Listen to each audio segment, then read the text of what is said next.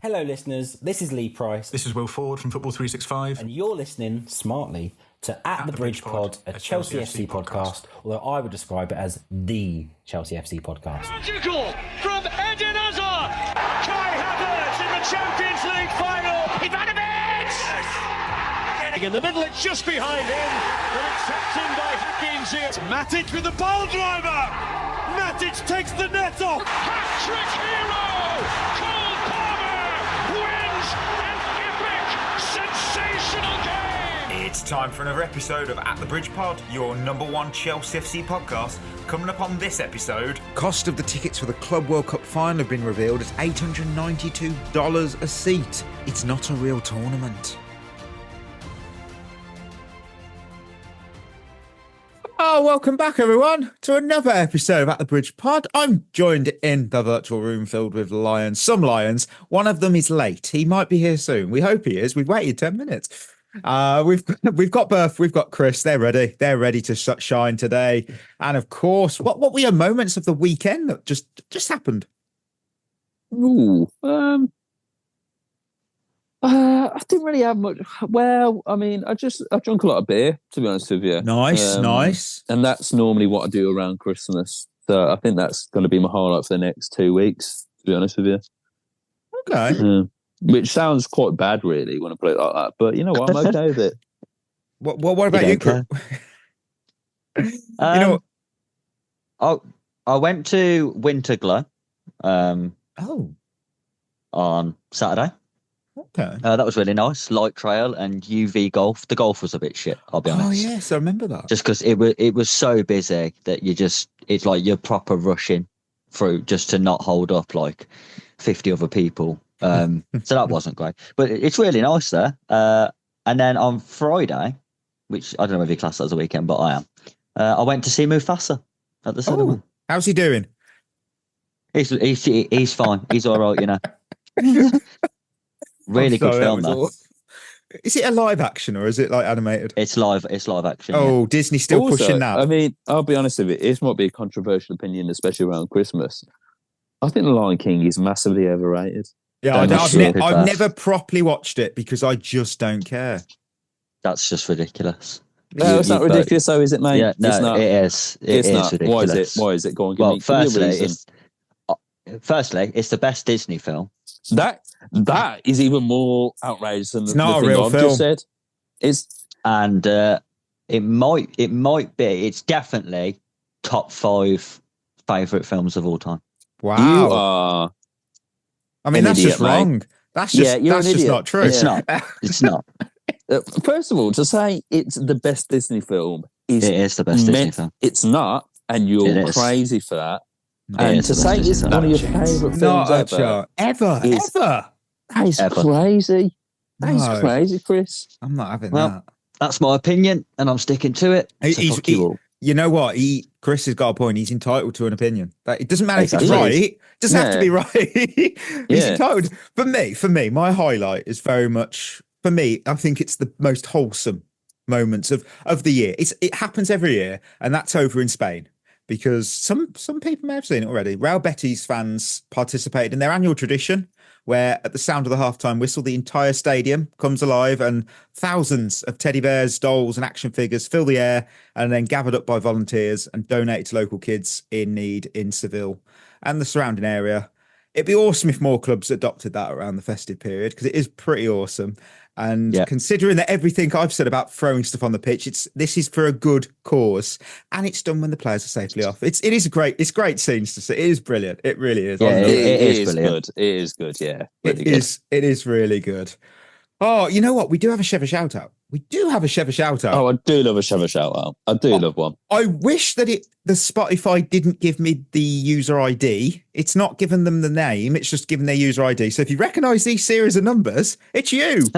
It's 114-525-7575, which sounds like a great person. That sounds like a competition hotline. What fucking hell? Right. If it's you, let us know, because I honestly, that's what Spotify's given me. Proper Chelsea. This show is my sanity. Only Chelsea pod who speaks sense. Love the match reviews and WSL coverage. Have been a Chelsea fan since 1990. Listening since the Tuchel time. Thank you for this podcast. From a huge Baltimore Ravens fan in Milton Keynes. Keep up the epic work. Thank you very much. Thank you. Please let us know who you are, because Spotify have done you dirty there, and that is not fair. To be fair, though, there can't be many Baltimore Ravens fans in from Milton MK Dons Keynes that have that name on Spotify as well. But shout out to him. Or her. Yeah, exactly. So with that, where's my sound drops? I've lost all my sound drops. This is what happens when I'm not prepared. With that, let's hit some news.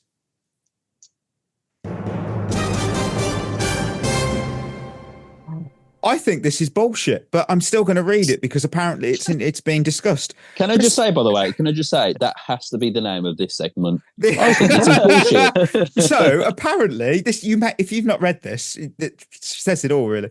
Christopher Nkunku's agent has reportedly offered Barcelona the chance to pursue a cut price deal for the forward. That's according to Sport. Now, I did some research, and the team. I can confirm that this is the same Barcelona that cannot register Dani Olmo due to their finances next year. Because when I first read that Barcelona were interested, I thought they meant Barcelona SC in Ecuador, because they can afford him. They'd be able to actually probably pay a transfer fee. Barcelona can't pay. They can't pay for their electric bill. I'm pretty sure. And I also, what's with agents offering players a cut price deal? You don't say what we want to pay for him. You could do his wages, but you don't get the fee. Like, fuck off. Well, unless he's going to go to Barcelona for free and play for free, he's got no chance. Swap deal for Dani Olmo. Oh, that'd be all right. Yeah, we don't really need Dani Olmo, do we? No, that's a fair point. But I like Dani. Don't get me wrong. I like Dani Olmo, but I think we need Nkunku more than Dani Olmo. I think I don't see him, like, personally. I don't see Nkunku heading out the door to Barcelona. No. I do see him departing next summer though, unless things change. Because this is going to be for me. This is a story that will not go away unless he's sold or he's starting game after game in the Premier League, just because of the caliber of player he is. Yeah, I agree. I mean, he's the Bundesliga. He was the Bundesliga top scorer when we signed him. But then again, Timo Werner was also that, and we kind of broke him. We haven't broken Nkunku. We just don't use him. No, Nkunku is actually a really good player, and he's I a good think player. I think his words, apart from Werner, I think Werner was very much stung on, whereas I think Nkunku, he was so good when we signed him. I know how excited. But then again, we did an episode on Hakim Ziyech, and we were very excited about him because he played a nice ball across the pitch once. Yeah, well, yeah, there we go. Oh my word!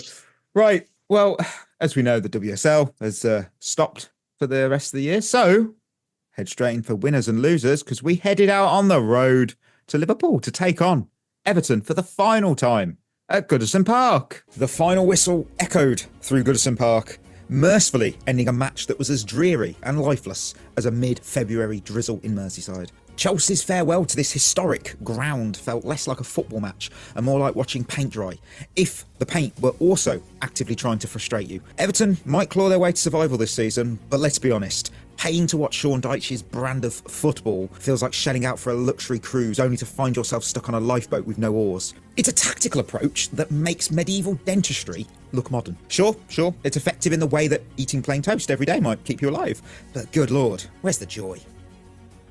Everton 0, Chelsea 0. It was awful. But we kick off with winners, as always. Who have you got? How many have you got? I'll tell you what wasn't awful. That amazing intro there. Oh, thanks. I want to run through a brick wall for you now, Mikey, after that. I was coming so amped up. Oh, let's go. I'm shattered. Ollie might have to hear it twice if he's... I'm really surprised he's got... I should phone him live on the show. We don't do this live, but... how many winners and losers have we got, team? I've got 3 and 3. I do as well. I don't know how. I've got 3 and 3. Yes. I mean, do we... you know what? I'm going to do it. Hello there. Robert Sanchez. The wheel knows all, doesn't it? The wheel predicted on Friday's show, and we all laughed at that wheel. We were like, they say, what a fuck off. What a performance. This was... Yeah, he's on mine. He's on mine.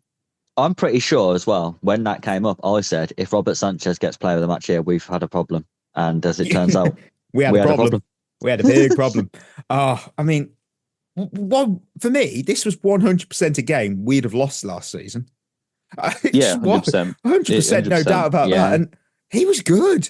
Like he probably did make a few camera saves, but he made some bloody good saves. It was the Sanchez I understand if that's what Maresca sees in training every day. I kind of get the whole he's our goalkeeper. He just doesn't do it enough in the game, but he was good. Anything to add on him? This is the problem with Robert Sanchez, right? You see a game against Everton, and he was brilliant against Nottingham Forest not too long ago as well. You watch those games and think, wow, what a great keeper. And then you watch him against, say, a Brighton, and he'll give them 2 goals. And it's really, really frustrating because there's a good keeper, I think, in there.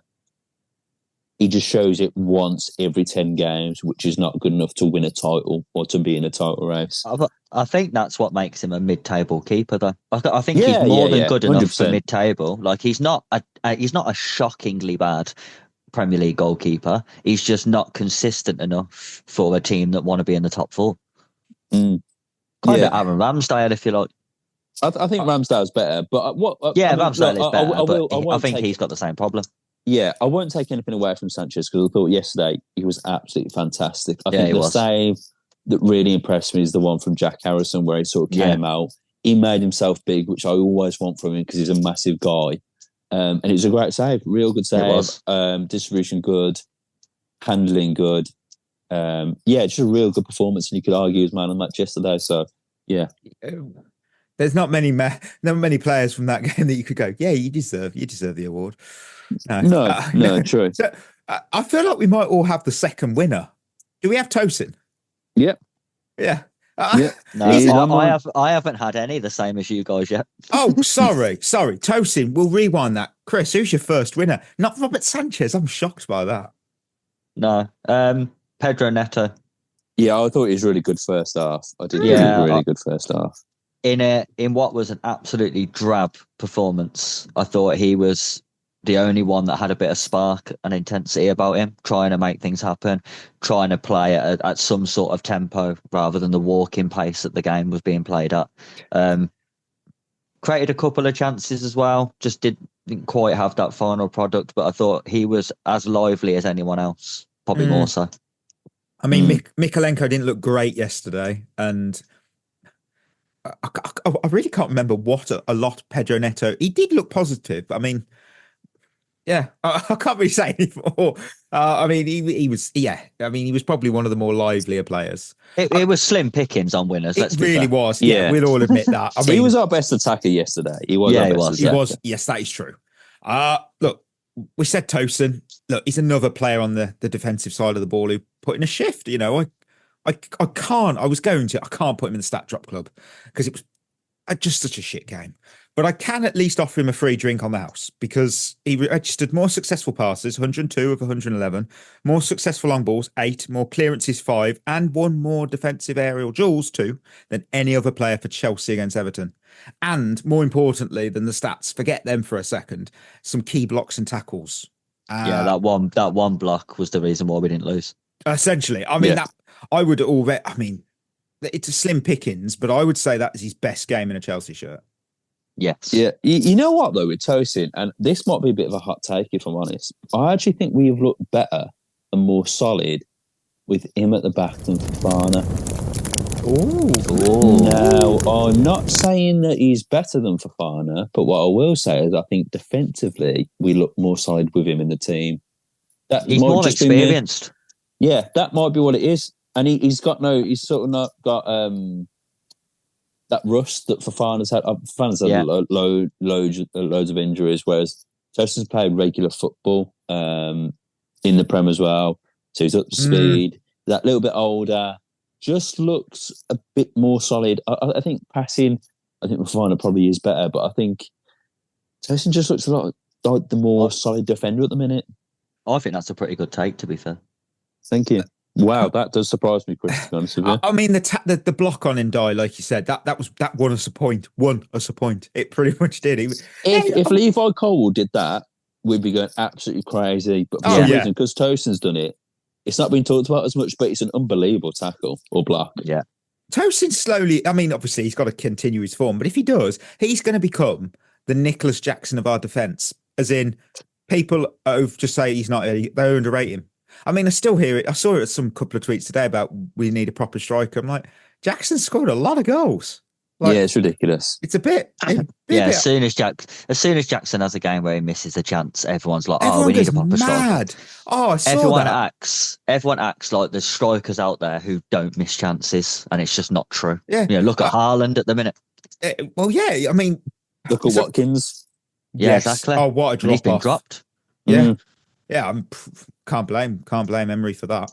Yeah, I mean, I'm off on a tangent, but Jackson, I see. Oh, you could fit him in the team, put him on the wing. He's not very good there. That wouldn't be smart. We just keep doing what we're doing, and we assess it at the end of the season. Don't assess it in January. Yeah. Again, there's no value there. Chris, who's your second winner for us? Caicedo. Yeah, he was class. I thought he was really so good. In a shit performance. I thought he broke up play really well. He used the ball quite well on a day when others didn't. All action again as well. I don't think his level dropped off too much, to be honest. I thought he still had a really good, solid game. I actually thought Enzo didn't play too badly either. Yeah. I think. Yeah. I mean, he made some good passes. I think Caicedo. There was one. I saw one video on Twitter. Absolute great tackle. Oh my word! What a tackle he made. I mean, what do we expect? Caicedo's been absolutely world class this year, and we're blessed that we signed him ahead of Liverpool, because I still don't think Liverpool had that money. I think they just sort of were like on a poker table and just played the all in. You don't have that money though, do you? And you're popped. I'm pretty sure you don't. So yeah, I'm pretty glad we got him. Oh, Berth, who's your final winner? So my final winner is I didn't know how to word it, to be honest, but I've gone for exceeding my expectations. Is a winner. Okay. Because this sort of not performance but result cemented us being second at Christmas. Now, if you just said to me at the start of the season we'd be second in the league, only 4 points behind top, come Christmas, I'd have absolutely snapped your hand off. Now, don't get me wrong, the performance yesterday wasn't that great. I think it's a well-earned point in the end. Probably the right result. Could have won it with a few chances. But I think this team has come a long way in a short space of time with Maresca. He's certainly exceeded my expectations. Players are getting better in this team. And it's sort of... I thought it was going to be a mess this season. I think most of us probably did. So to be second at Christmas with a relatively good run of games coming up, it really has sort of exceeded my expectations, and I'm not getting ahead of myself. I don't think we're in a title race. I think Liverpool are too good, but we're doing well, and that's a good sign at Christmas for me. Don't know what you're on about, right? Title races. That's no, exactly. Nah, you're right though. I mean, you just said, if you would have said to me in August, we're going to be second at Christmas, I put us outside the top 6, which suggested my expectations. So that I would have assumed something had gone drastically wrong, and somehow Arsenal, City had all been expelled from the league, because there was no way we were going to be second. It's clicking. I bloody love it. And one thing I really love, and my third winner, is our 15 goals conceded record.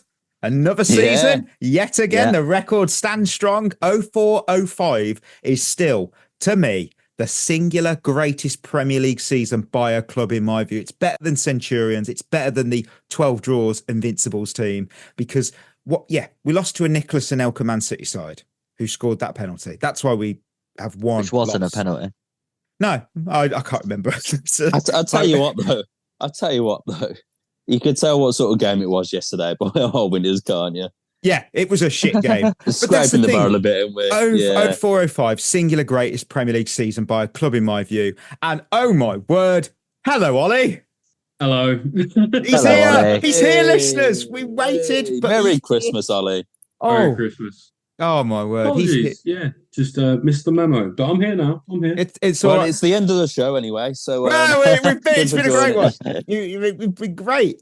You know what? I'm going to let Ollie hear the commentary line because he missed it earlier. Listeners, for you, Oh, get ready for this, Ollie. it's just gonna skip. Well, maybe it won't. Here we go.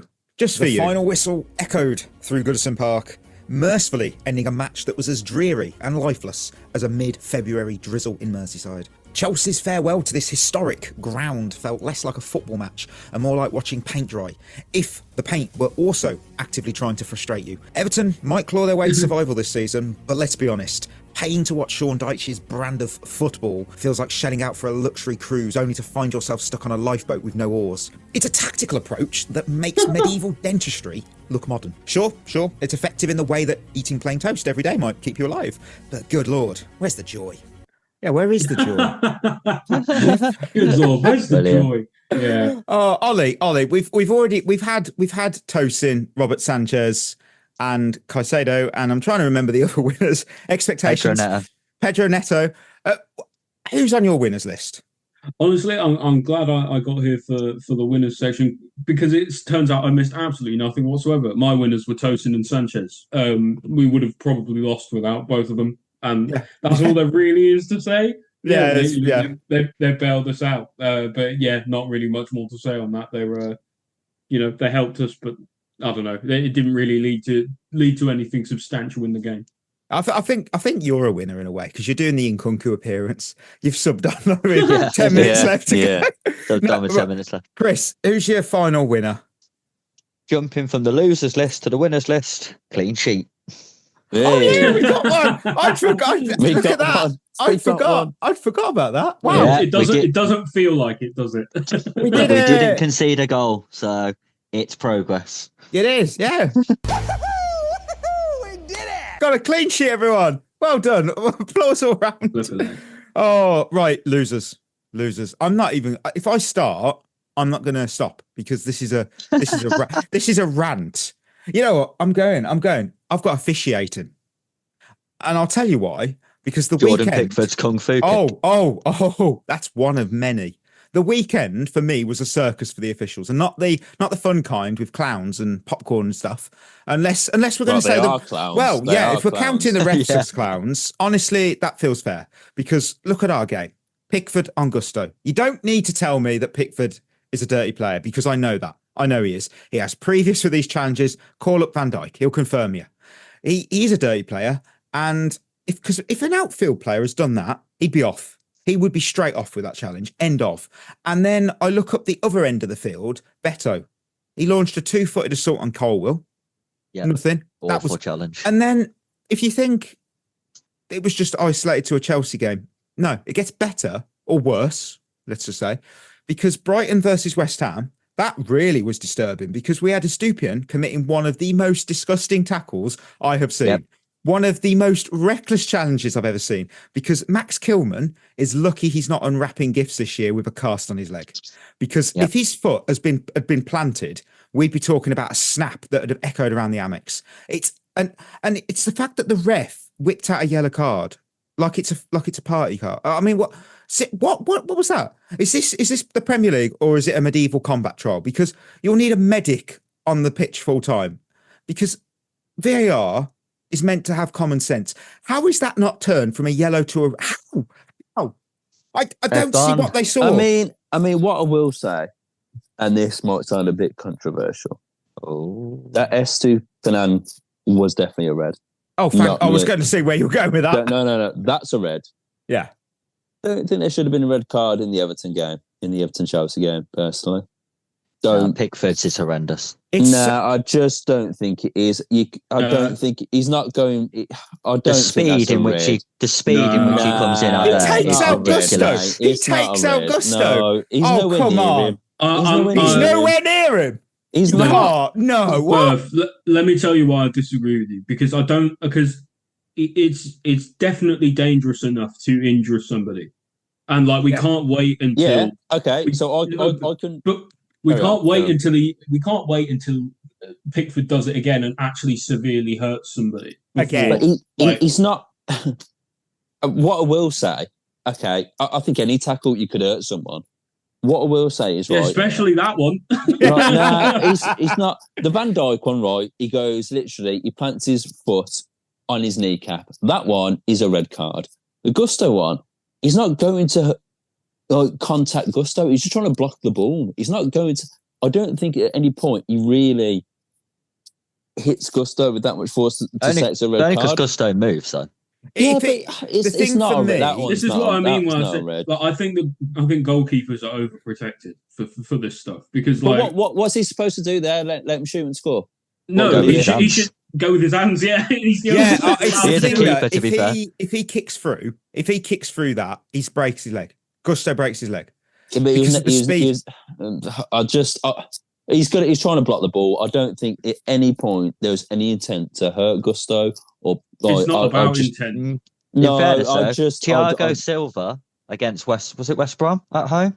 Yeah, went to block a shot, caught the player, got sent off. Mm-hmm. Yeah, that was a second yellow. They claim intent now. Gusto got sent off for the same thing. That was a second yellow. The thing is, Pickford has a habit of doing it. Well, even if it's a yellow, it's a penalty then. Yeah. I mean, it reminds me, it's similar with how Pickford goes in. If some people listening may remember when Mac Jones was on the Patriots quarterback, whenever he'd do a slide, he'd stick his foot out into the air to like get him into the groin on repeat. And it was like it got away with it all the time. Do you know what? All I would say is I actually think Beto's tackle is worse. That is a risky tackle. Do you know what it reminds me of? Like Pickford doing that though, it reminds me of like, you know, when Harry Kane like backs into somebody. Oh, I hated him for that. Yeah, and lets them come over the top, and then because it's like you know what you're doing is dangerous, and like you're kind of saying, like, you're kind of saying it doesn't really matter. Like you're gonna have to be the one who suffers for me doing something dangerous, and I don't know. For me, that's what a red card. But would you say any of the times that Harry Kane did that, you looked at it? Whether the player got hurt or not, would you say that deserves a red card? I know that sounds a bit weird, but no, it's not a red card. It's not a red card. Harry Kane doing that. I think I don't know. I don't think it's a red card yesterday. I think just on the Kane one, like if you're going to make a player land on his neck, then yeah. Like, I mean, I guess what I want to ask is, Berth, how much is Howard Webb paying you? How much? How much? How much is it? I'm sorry. But can I just say, right, that's Berth's new job at the PGMOL. Can I just say, right, VAR and officiating has been in my losers list. I reckon about 4 or 5 times this season so far, and it's December. Is it today? No, it's not today. But I'm just like, if I'm playing Sunday League, for instance, or whatever, and Chris will probably back me up. I wouldn't say... No, I've not once said that's not a foul, by the way. I've just said it's not a red card. I don't think it's a red card, the Pickford one. They didn't give anything. So if it's a foul, it's a penalty? It's not a red card. I don't know. I'm undecided whether it's a foul. I just don't think it's a red card. I don't think it's a red card. Let us know. Listen, that'd be the Spotify question today. I would like to know. No pressure. The Spotify question is, how wrong is Berth? Oh, brutal. Well, it doesn't happen often, so if I'm wrong, I'm wrong. But it's very rare. We will see on that. Chris, who's your first loser today? Enzo Maresca. Yep, he was on mine. Okay. It's a bit harsh. It's a bit harsh, really. I'll explain why, and then you can decide if it's harsh or not. Yeah. Okay, I don't think that's sassy, Chris. I know it's Christmas, mate. You're supposed to be nice to me, all right? I don't think there was anything wrong with the lineup, particularly. Even though I don't think the performance was great, but the lack of proactiveness to try and change the game was alarming. Mate. He made no subs until far too late. 75th. And then the subs he did make had no impact on the game whatsoever. Now, that might not be down to him, but at the same time, it just seems like it's the same subs over and over again. It's a bit like what we were saying. I think you said it, Berth, about Maurizio Sarri before when you knew what the subs was going to be. Maresca's getting very similar. Like, I looked at it and I've seen Madueke warming up, getting stripped off to come on, and I thought, I bet you he takes Pedro Neto off, even though Neto was having a much better game than Jadon Sancho. But he took Neto off because Neto is the one who always comes off. And then Nkunku for Jackson. He does that every game for like 8 minutes. It's always the same. And it wasn't a change in shape. There was no change in tactical approach. There was no, let's try, see if we can, I don't know, put two strikers up front. And I think the big trick he missed was he had a striker sat on the bench who scored a hat-trick on Thursday, and he didn't bring him on. Yeah. I don't care how old he is. A striker who's just bagged 3 in a game 3 days before is full of confidence. And this game was crying out for a poacher type who was just going to lurk around the box and convert something out of nothing. And I just think, what was the point in putting Guy on the bench if you weren't going to use him in a game like this? Don't have him on the bench then. Waste of time. Same with Tyreek George. He had a really good game on Thursday, and Sancho was absolute dog shit in this game. Bring George on then. I don't understand where the risk is. It's 0-0. You're bringing attackers on, not young what defenders. you got to lose? I just think he dropped the ball yesterday, and it seemed like he was waiting for something to happen rather than trying to have an effect on the game. Yeah, I'll back you on that. I'll back you on that one. Berth, who's a loser? So I've got Cole Palmer. He's on mine as well. He's on mine too. Shit. Yeah, weren't his best outing yesterday. Just got crowded out. Weren't the game for him, was it? Ain't gonna be on the loser this much, but his passing weren't there. Decision making weren't there. I think he's allowed an off day. Chris was right yesterday. You are allowed to slate him when he has a bad game, but yesterday just weren't it for him. So I mean, one of the quietest games of his career so far. His set pieces were poor. His overall game was poor, and I stand by it. He couldn't have poured piss out of a boot if the instructions were at the bottom. He was just so bad. It was just so weird. And if this was against Everton, this isn't a big team. You usually don't turn up in the big games. He scored 4 goals against them last time we played him. Yes, he did. And this time I think he could have played that game all day, and I don't think he scored. I think it was the first time. I think we've seen Cole Palmer have quiet games before, but I think this is the first time we've seen him in a Chelsea shirt be actually poor on the ball. I think he got on the ball enough yesterday to do something. He was just really, really bad with it. His passing was awful. His dribbling was awful. Like Berth said, his decision making was terrible. There was that one where he played a ball in behind when Sancho was clearly stood for feet. And then him and Sancho had a little argument, which I don't mind, by the way. And I just thought that summed him up. That summed his game up. Like you don't see that from Cole Palmer normally, being that poor on the ball. It was just a really, really bad day for him. Yeah, for the quality that he has, he was absolutely terrible. I was really, really disappointed in Palmer to like probably more than anyone else on the pitch, because we know how good he is, and and it's fair enough. Like players, like exactly like Berth said, players can have off days, and you have to expect that with some players, especially our young team. Like players are going to have off days, but you know what? It's still really disappointing when they do. Especially a player of his quality, because we know how good he is. We know what he can do, and he just was nowhere near good enough yesterday. No, he just wasn't. It's all on. Have we? Hang on a second. Have we all done 2 losers already? Yeah. Maresca was my other one. Actually, no. Oh, sorry, I've done one. I think. Berth, done one. Who's your second? Again, another one that won't normally be on the losers list, but he is today. Nicholas Jackson. Oh, okay. Yeah. Some big chances really missed. Yeah. Look, I thought he played well, but he missed 2 big chances, which he should be scoring, let's be honest. I think the header's the easier one of the 2. The header was terrible. Yeah. How has he not put that in? But again, people are going to slate him, say shit and this and that, when it's just completely wrong. He's still class, still got 9 Premier League goals for January, so he's doing really well. But yeah, he could have won us the game yesterday. So for me, it just has to be on that losers list. And again, like Palmer, we'll say he's really good when he is, which is most of the time. But when he's not, you have to sort of say, look, you got to be on the losers list here. And yeah, so that's why he's there. Okay. You know what? I'll round off my losers because I got Pep Guardiola's Manchester City. It's time for my traditional laugh at Manchester City. Oh, you couldn't make it up. And then it gets better. We get the sequel the next day. Manchester United get beat by Bournemouth. Yeah, that was so funny. beautiful. I mean, they've got a Could always be worse, lads. Eh? I mean, that club, rat infestation in the kitchen again. Oh, the waterfall. There was, I think Ruben Amorim's press conference was like interrupted because there was a drip from the ceiling. I love it. I love it. It's like it's falling apart in all senses. Oh, Chris, who's your final loser today? I mentioned him a minute ago, Jadon Sancho. Yeah, Chris, you and I, we have the exact same losers today. Jadon Sancho up against a 39-year-old Ashley Young, and he got absolutely schooled. He did nothing positive in the game. Like he even got Ashley Young booked, and then still didn't manage to go past him once. And you think, what are you doing? Like his delivery from out wide was poor when he tried to put crosses in. Do you know what? He was really negative yesterday, I thought. Like, it was like watching Grealish at Man City.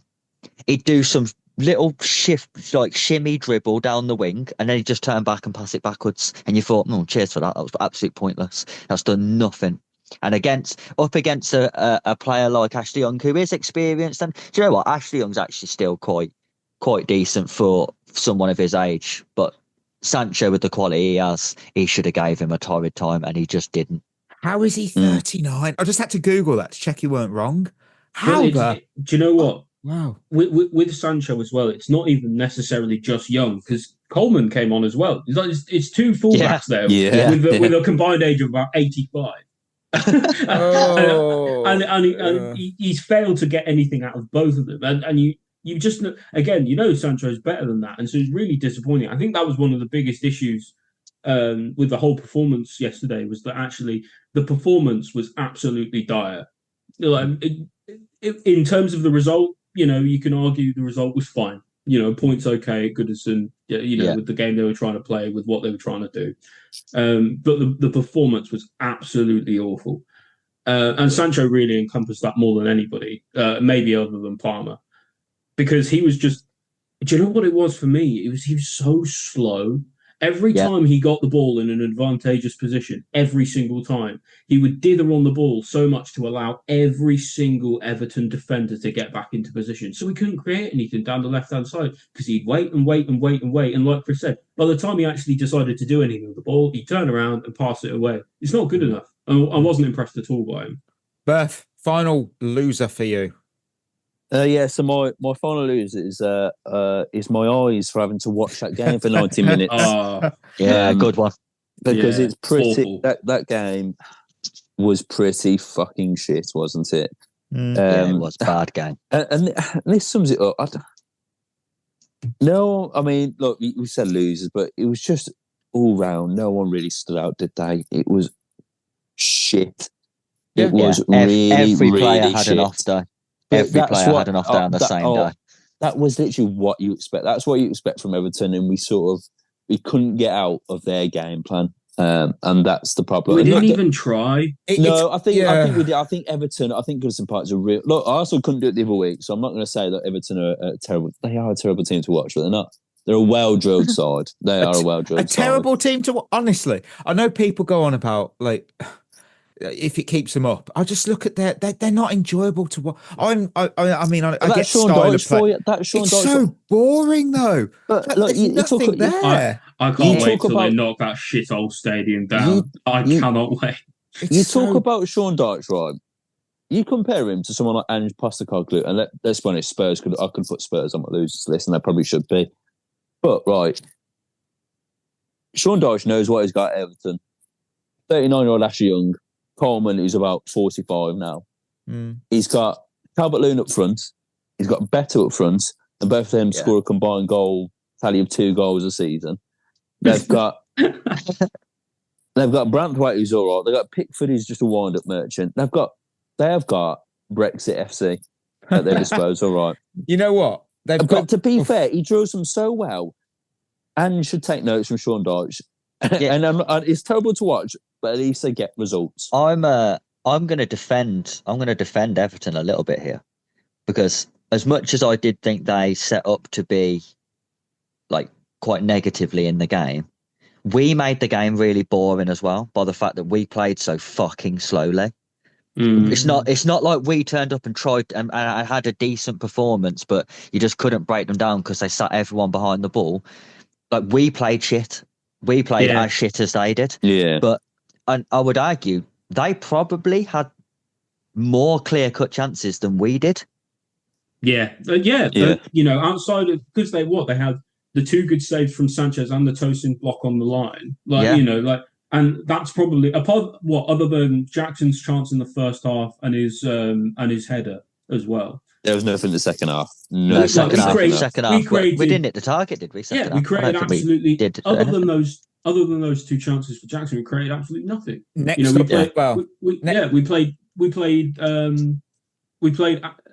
I lost my train of thought. But we played so poorly that do you know what it was? Why I'm so disappointed in this performance is Everton couldn't have beaten us without the chances that they missed, right? But we are good enough to have beaten them, even having missed the chances we did, and we still didn't get anything out of the game. And again, the results all right, a point's okay. But just the performance, if we were all turned up, if we were actually up for it, we went for it, we would have won the game. I know we would have. I think we was up for it. I just don't think. I think it was a real off day from everyone. It does happen. Yeah, I think they're allowed an off day every now and again, and especially Goodison Park where we're shit anyway.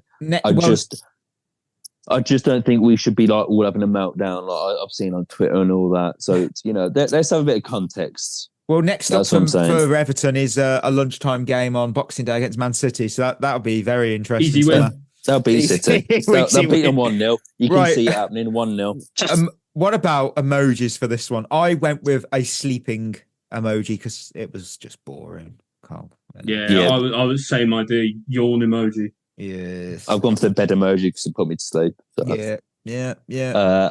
I've gone with the skull emoji because I felt like I was dying a slow death.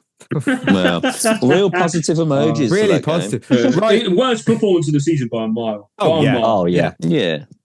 Lion of the week, midweek. We already know who's won. Well done, Will. I will still we'll still go through them. Chris, you had Enzo. I had Sancho. Oh dear, that's not good. Not good at all. Ollie, you had Jackson, and the wheel, of course, went Sanchez. So the wheel has happily took the crown there. Yeah, oh God! And let's be honest, Robert Sanchez was the Lion of the week, and I'd give it Tosin personally, but okay. Over Sanchez. I think I don't know. I think Tosin done as many good things to get us a point as Sanchez did. Yeah, cheeks are the same arse, isn't it? If you're sorry, Ollie, what have you just said? It's 2 cheeks of the same arse. If you're praising your centre back for not losing you the game, or you're praising your goalie for not losing you the game, something's gone horribly wrong. I have never heard that before. No, but I like it. Yeah, there you go. It's like when on Twitter they go, "Oh yeah, at the Bridge Pod, they're one of the pods that just keep going. They keep making us, they keep us saying it's like, yeah, we're so unhinged when you think about it." Right, Lion of the midweek because we're welcoming Fulham to the Bridge. That's a short trip for a Boxing Day showdown. I've got some lowdown for you on Fulham. They're currently sitting in 9th in the Premier League table after a thriller of a 0-0 against Southampton yesterday. That was sarcasm. Okay. Sarcasm. 1 win in the last 5. That's not sarcasm. The rest were draws. You could say they're undefeated. Two impressive draws against Arsenal, Liverpool, and 1 less so against Spurs because imagine not beating them. Injury-wise, they're missing Reece Nelson, Harrison Reed, and Kenny Tete. That's 3 out. History, head-to-head record.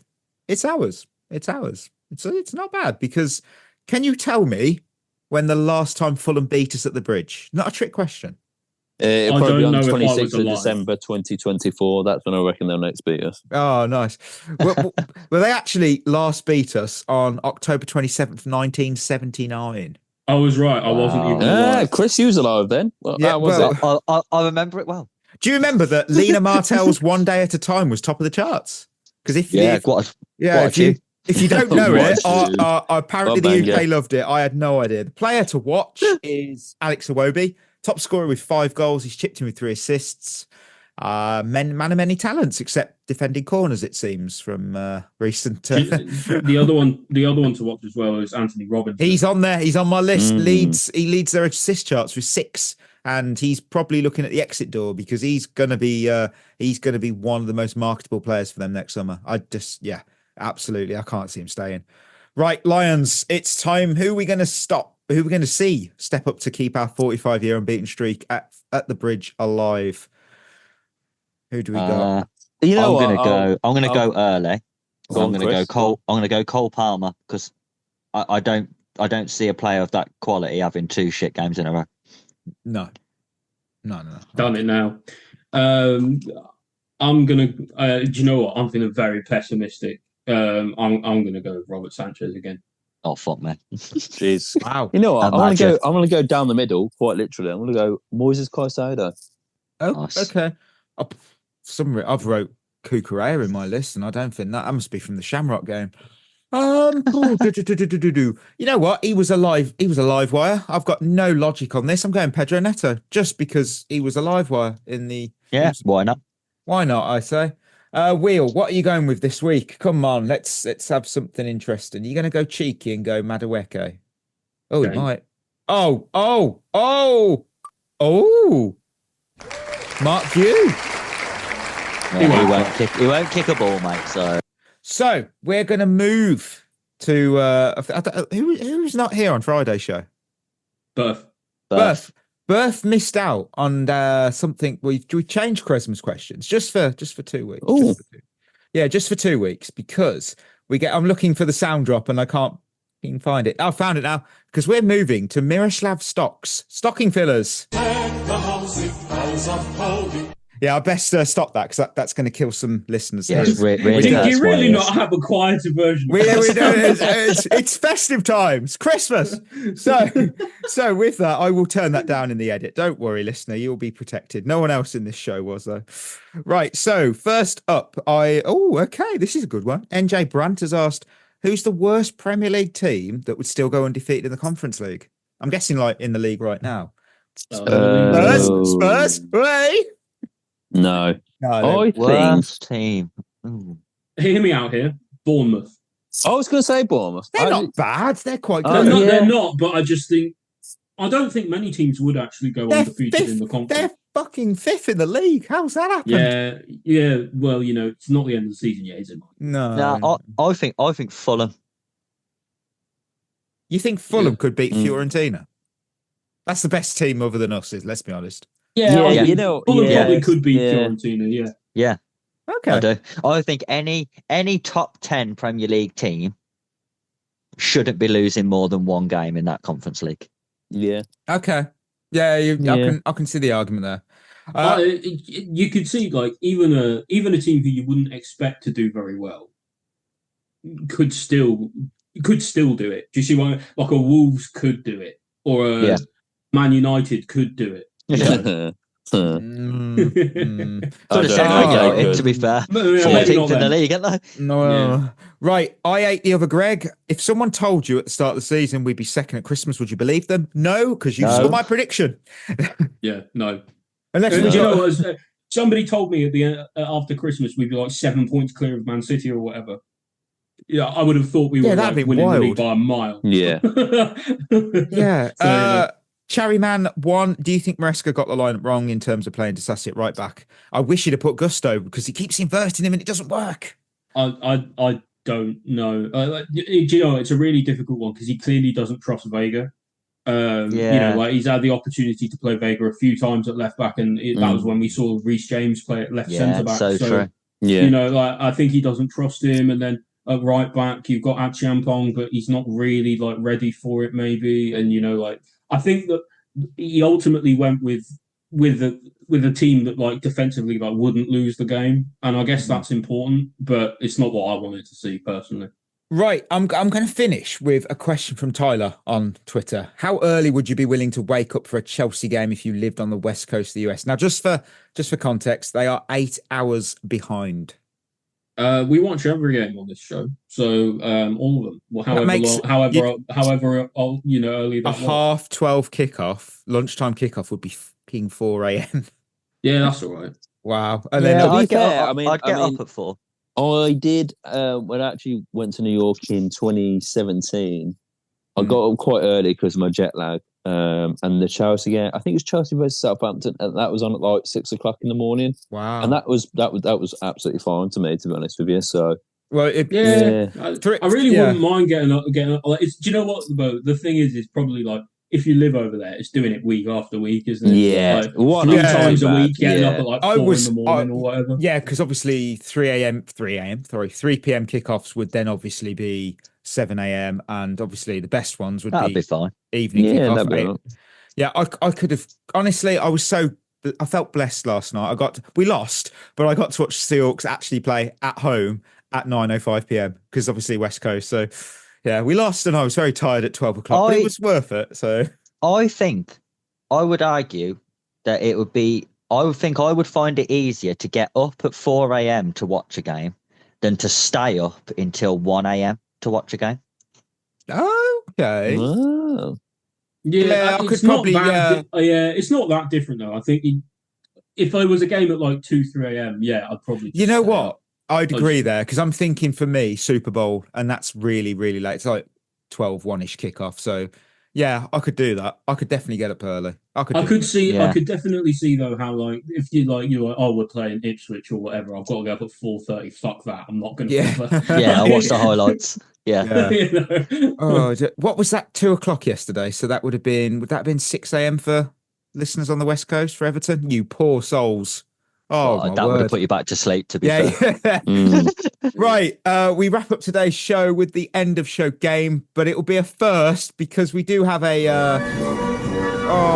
Lone Army on Friday. Travesty this is, by the way. Yeah, I hit the winner's music a little too early. I got confused. Oh dear, Mikey. That was I fucked up there. You made me give a lovely speech to Chris about how he won and how he. It might still apply. It might still apply because we're going to replay that, and the category is the same as Friday. It's the Champions League. Berth's appeared, so he is here today, but he could still basically Chris essentially wins if unless Ollie wins. If Ollie doesn't, yeah. If Ollie fails to win, Chris wins the title. So basically, if I lose, Ollie's still in the race. Yeah, let's not start doing that. I was just about to say. Fixing. Yeah, I was just about to say. It's like 90s Serie A in here. Yeah, it was like Marseille. That was proven. I was about to say a player's name, and I thought that's not proven yet. So we wait. I don't want to get a lawsuit. Start calling him Calciopoli Berth. Yeah, right. I want you to name the top 10 players who have made the most appearances in the Champions League semi-finals since 92-93. There are 17 names in this top 10 because 7 of them sit on the same number. So it's a top 17. So I picked it. So we've stuck with this. We're going to stick. We're going Chris, Berth, Ollie. That is the format now. I'm not messing this up again. So Chris, I'd like a player's name, please. Cristiano Ronaldo. 21 times. Sergio Ramos. Sergio Ramos has 16 times. Good show. Tony Kroos. Tony Kroos he's on the list because I've seen he's already 20 times. Messi. Lionel Messi has 15. I want to go Iniesta. Andreas Iniesta is... No, he's not on the list. Brilliant. Berth. Brilliant. I'm shocked. I am shocked. Diopoli Berth. Right, it's not over yet. It's not over yet, Ollie. I'm not putting my best word, to be honest. Luka Modric. Luka Modric 18 times. I was going to say Modric as well, for God's sake. Benzema. Benzema has 18. Casillas. Who? I heard the name and it dropped out. What was that? Iker Casillas. Oh, 14 times. Say it how you said it, Ollie. Don't go back. Say it how you said it in the first place. Honestly, all I heard was Asalas, and I was like, "Who? What?" I said Casillas, but I realised it's Casillas, isn't it? Do you know what? We've been there a few times. So, Mikey, you stalling a bit here. Come on. John Terry. 14. But Iniesta hasn't been there. How is that possible? Thomas Muller. Thomas Muller, 17. Oh, that's a great shout. I'm guessing it means they've got to have actually physically played because it says most appearances, not they just, in the squad. Iniesta always plays for Barcelona. Always. Xabi Alonso? Xabi Alonso, yes, 17. Manuel Neuer. Manuel Neuer, 15. Ooh. 15. But Iniesta hasn't been. This is a joke. I can't. Mikey, this is a joke. I can't help that. Go have a go with you him. should. Well, Both isn't happy. I'm not happy. I'm Carvajal. Carvajal, 14 times. Yeah, bullshit. It's just bullshit. Marcelo. Oh, Chris, you finally won. It's official. No. He's done it. Hold on. Ollie went before me, didn't he?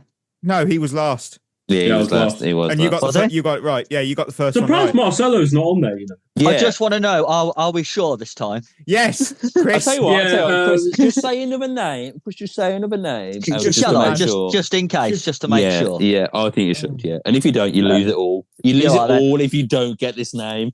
Okay. Xavi. Yeah, 16 times. Okay, well, there you He go. was beautiful. He was Yeah, the point alright. of difference. He has always been the point of difference. Yeah, Anyway, won. see you later, Yeah. lads. Yeah. Wait, Yeah. hold See you up, later, Chris. see you Chris, for my congrats, see last week. You also we will go through these names. Some will be a bit longer on, others you'll understand why we won't go too long on. 14 times Dani Alves, moving on. 14 times David Alaba, 14 times Edwin van der Sar, 14 times Victor Valdez. Edwin van der Sar's Van been der Sar, 14 yeah. times. That's a shocker. Ajax and Manu. Oh, yeah. Wow. But Iniesta hasn't. Look, I can't help that he was injured for some of those semi-finals. Yeah. Can I? Wait, if Van der Sar was Jeez. on there, was Giggs on No. there? Okay. I'm just not. I'm not convinced. But I think this. Yeah, I'm not convinced by Do it. you want me to ask ChatGPT to? I'll do it in a minute. You know what? Screw it. We've got time. Let me ask ChatGPT. No, don't. Just think about it. Oh, Iniesta took part in 106 semi-finals. Right. There you go. So he's top. So I should still be in there. We haven't even had that many tournaments. Right. Guess the player by their career path. Yes, I'm going to have it. I've got to close it out with that. I describe a player's career path from Wikipedia, blah, blah, blah, blah, blah. Today's theme is December. So all these players were born in the month of December. Does that help you? Probably not. No clue at all. No. This is my game anyway. This is my new game. So this player started his career at Crystal Palace before moving to Wigan Athletic. They then Can I go already? Can I go Go already? on, go on. I could be wrong here. Victor Moses. Oh my word, it is indeed.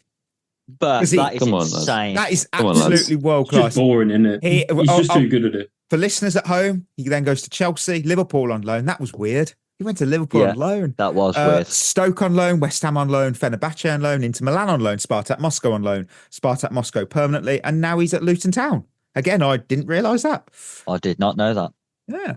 So, second player up, he started his career at River Plate. Who is it, Duff? Come on, I'm not that good. Before moving to Barcelona. Wait. I don't think it's. Oh, go on, Ollie. Is it Alexis Sanchez? It is not Alexis Sanchez. Remember, he went from Udinese to. Of course he did. To Barca. Oh. So he then. Oh, Can I take a guess? really? Go on. Javier Saviola. Oh my word! Oh, Wow. go on, Chris. Wow. He then goes to Monaco on loan, Sevilla on loan, Real Madrid, Benfica, Malaga, Olympiacos, Verona. Finished his career where he started, River Plate. Wow. Start playing against a pair of databases. I would love if you get this off these two. This next one, I would nearly said the player's name then. Don't want to Come do on, that. Ollie. So he started his career at FC Basel under 21s. Did he go Before- to FC Basel? He did. Now you've got to guess because you've been Amazing. doing it for the last two. He then goes to FC Vaduz or Vaduz on That's loan. Not a real club. Not a real That's club. in, what's that in? It's like Liechtenstein or something. I don't know. I'd best Google it now. Right. So I am actually looking because I have no idea where this is from. Where's this? Where's this club? FC Vaduz are in same league as Basel, Swiss Challenge League. Okay. Yeah, but Vaduz is the capital of Liechtenstein. I think maybe they're the same league. Like you know how Wales is the Welsh teams are in the English pyramid. Oh yes, it does say that. No, Yes, you're see, right. that's Wow, nice equally- knowledge. that's Knowledge. equally It is it. Yeah, he's right. impressive, It's in. Yeah, if only it was guessed the nice. country by the capital. Yeah, it'd be great. Yeah. He then moves to Grasshoppers on loan before moving permanently from Basel to Borussia Mönchengladbach. Is it? Go on, I'm gonna go. It's Grant Xhaka. Is it? Guessing. Yeah, that's what I was going to say. Well, Yeah, it's fair you enough. are both out because Oh. Ollie hasn't spoke yet.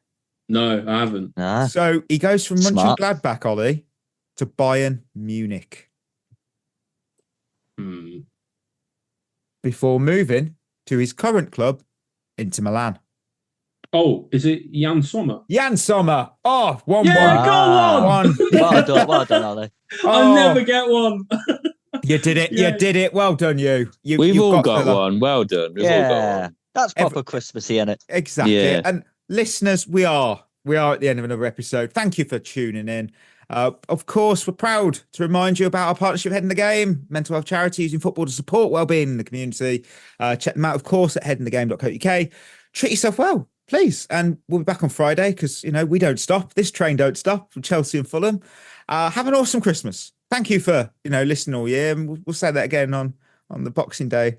Well, we won't be doing it on Boxing Day. We're going to be probably hungover. But till next time, that'll be us signing off. You've been listening to At The Bridge Pod, a Chelsea FC podcast. Follow us on Twitter and Instagram by searching for At The Bridge Pod. And if you're listening on Apple or Spotify, leaving us a review is always appreciated.